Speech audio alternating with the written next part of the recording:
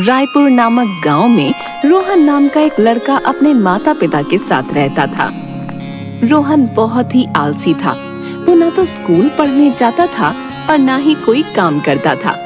बस सारा दिन केवल सोता और खाना खाने के लिए उठता। उसे खाने और सोने के अलावा कोई काम नहीं आता था। उसके माता पिता उसकी इस आदत से बहुत ज्यादा परेशान थे। अरे, ये आलसी अभी तक सोया हुआ है। इसे जल्दी से उठा दो। मैं राशन की दुकान पर सामान बंधवा कर और पैसे देकर आगे काम पर निकल जाऊंगा। रोहन को भेजकर सामान मंगवा लेना। जी ठीक है, मैं अभी इसे उठा देती हूँ। आप आराम से काम पर जाइए। देखो, वैसे मुझे इस आलसी से कोई उम्मीद तो नहीं है, परंतु मेरे पास इतना समय नहीं है, इसीलिए कह रहा हूँ इसे उठाकर जल्द ही दुकान पर से सामान मंगवा लेना। अच्छा, मैं निकल रहा हूँ। रोहन की माँ रोहन को डांटते हुए उठाती है। अरे रोहन, अब उठ जाओ, दिन निकल आया है। तुम्हारे पिताजी काम पर भी चले गए हैं और तुम अभी तक सोए हुए हो। अरे माँ, क्यों मुझे इतनी जल्दी उठा रही हो? अभी मुझे थोड़ी देर और सोने दो ना। सुबह सुबह ही तंग करने आ जाती हो। चैन से सोने भी नहीं देते। अभी तुम्हें चैन से सोना है? पता है समय क्या हो रहा है? पूरे 11 बज रहे हैं। जल्दी उठो और लाला की दुकान से जाकर राशन लेकर आओ। तुम्हारे पिताजी खास कहकर गए हैं कि तुम्हें भेजकर सामान मंगवा लूं। अरे माँ, मैं अभी उठ नहीं सकता।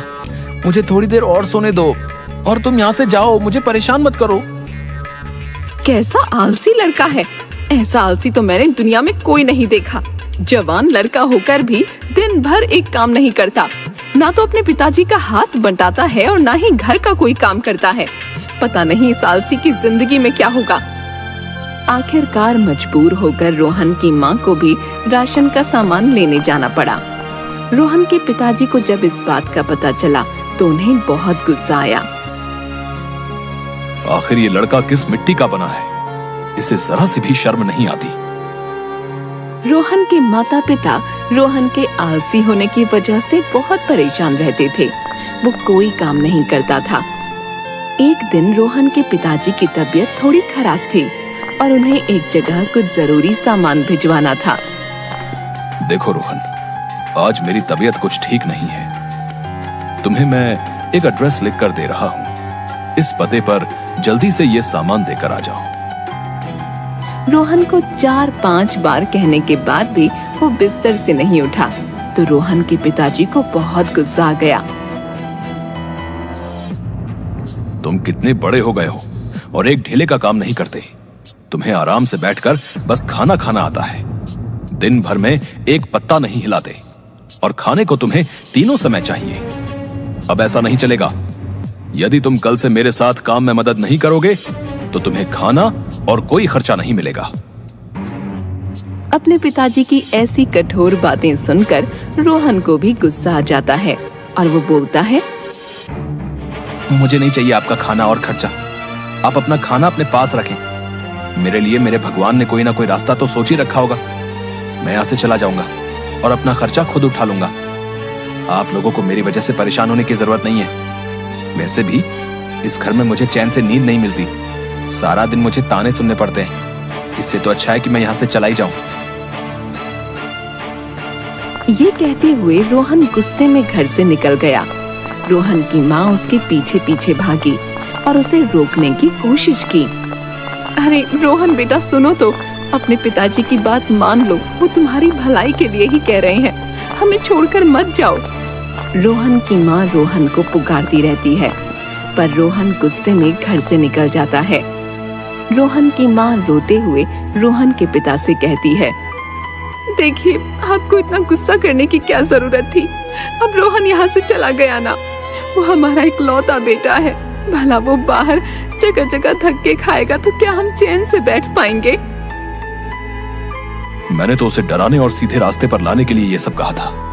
मुझे उम्मीद थी कि इतना गुस्सा होने पर रोहन का दिमाग सही रास्ते पर आ जाएगा और वो अपना आलस छोड़ देगा। परंतु मुझे क्या पता था कि वो इतना ढीठ और आलसी है कि घर ही छोड़कर चला जाएगा। उसे 2-4 दिन धक्के खा लेने दो, उसे भी दाल रोटी का भाव पता चल जाएगा और अक्ल ठिकाने आते ही वो वापस भी आ जाएगा। रोहन अपने गांव से चलता हुआ पड़ोस के गांव में पहुंच जाता है। शाम होने लगी थी। अब उसे बहुत जोरों की भूख लगने लगी। वो सोचने लगता है कि वो अपना पेट कैसे भरे। तभी सामने उसे एक मंदिर नजर आता है जहाँ पर काफी भीड़ थी। रोहन उस मंदिर के अंदर जाता है। सोचता है कि भगवान उसके खाने का इंतजाम जरूर कर देंगे। हो ना हो उसे मंदिर में कुछ न कुछ मिल ही जाएगा। तभी सामने एक व्यक्ति प्रसाद बांटता हुआ दिखता है। रोहन प्रसाद लेकर वहीं खाने बैठ जाता है। जब उसका पेट भर जाता है तब वो मंदिर के पास ही सो जाता है।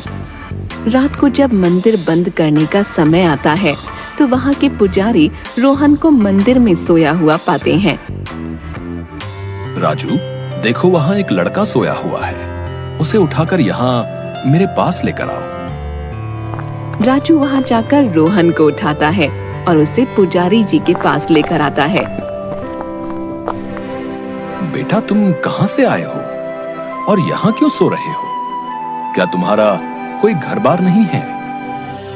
रोहन 2 मिनट मन में सोचता है कि वो झूठ बोल दे कि उसका कोई घर नहीं है, वरना सच बोलने पर तो ये पुजारी उसे यहाँ से निकाल देंगे।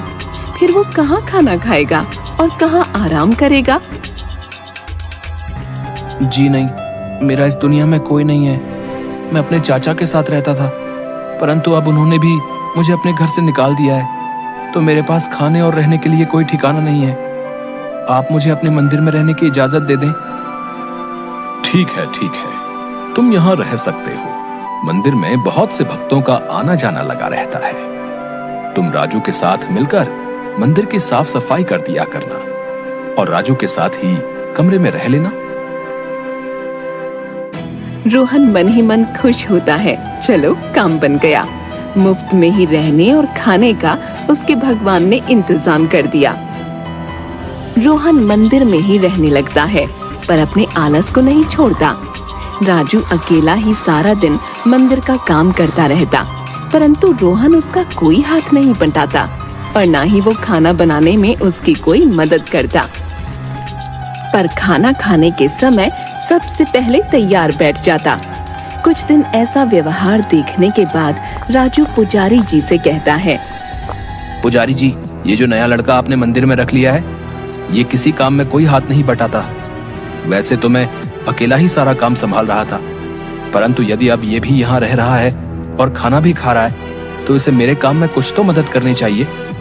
वो ना तो मंदिर की साफ सफाई करता है और ना ही खाना बनाने में कोई रुचि दिखाता है, परंतु खाना खाने के समय कोई आलस नहीं करता। आप यदि उचित समझे तो इसे समझा दें। ठीक है, मैं रोहन से बात करूंगा। रोहन, तुम अच्छे खासे जवान स्वस्थ व्यक्ति हो। मैंने तुम्हें यहाँ शरण दी, परंतु मुझे पता चला है कि तुम मंदिर का कोई काम भी नहीं करते। ऐसे नहीं चलेगा।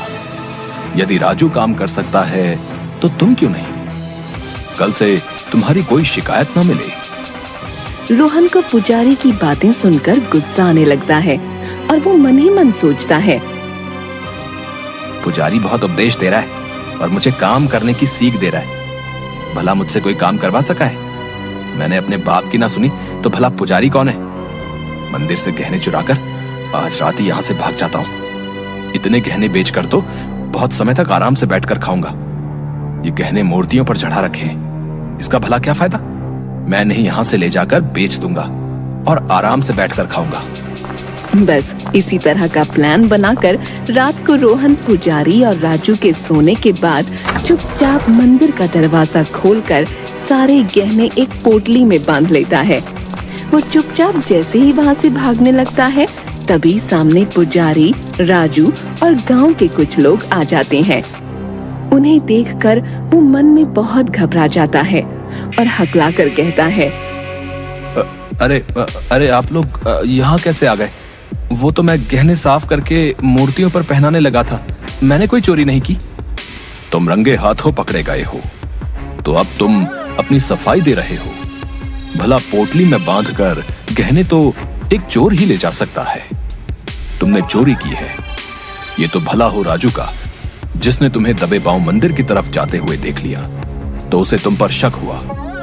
तभी उसने तुरंत मुझे जगाया और गांव के कुछ लोगों को इकट्ठा किया। मंदिर से गहने चोरी करने के जुर्म में ये गांव वाले तुम्हें पीट पीट कर मार देंगे। अभी हमने पुलिस को भी बुला रखा है, वो तुम्हें थाने ले जाकर पिटाई करेगी, तब तुम्हारे होश ठिकाने आएंगे। मुझे माफ कर दीजिए पुजारी जी, मैं आइंदा ऐसी गलती नहीं करूंगा, मुझे पुलिस के हवाले मत करें।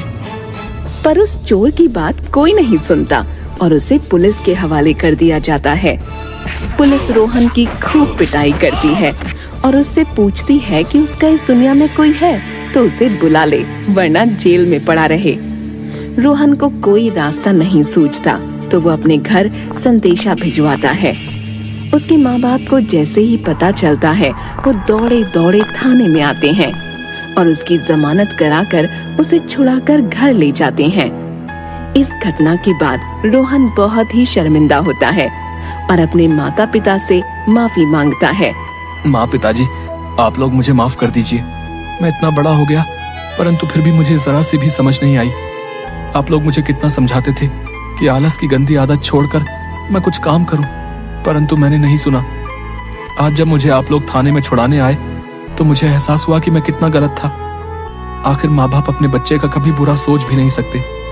यदि मैं आपका कहा पहले मान लेता तो आज मुझे ये दिन ना देखना पड़ता। देखो बेटा, जो हो गया उसे भूल जाओ और उससे ये सबक लो कि जिंदगी में मेहनत करके जीवन बिताओगे, न कि आलसी बनकर काम ना करने के नए नए तरीके ढूंढोगे। तुम्हें यदि अपने किए का पछतावा है तो अब तुम सुधर जाओगे और जीवन में कभी भी आलस नहीं करोगे। जी पिताजी, आप जैसा कहेंगे मैं वैसा ही करूंगा और कल से ही मैं आपके साथ दुकान पर जाऊंगा और काम सीख लूंगा। अब मेरे काम करने के और आपके आराम करने के दिन हैं। मैंने आप लोगों को बहुत दुख दिया है, परंतु अब मुझे समझ आ गया है कि जिंदगी जीने के लिए इंसान को मेहनत और ईमानदारी के रास्ते पर ही चलना होता है, वरना उसे ऐसा सबक मिलता है जैसा मुझे मिला। और आलस छोड़कर अपने पिताजी के साथ काम संभालता है और तीनों खुशी खुशी रहने लगते हैं।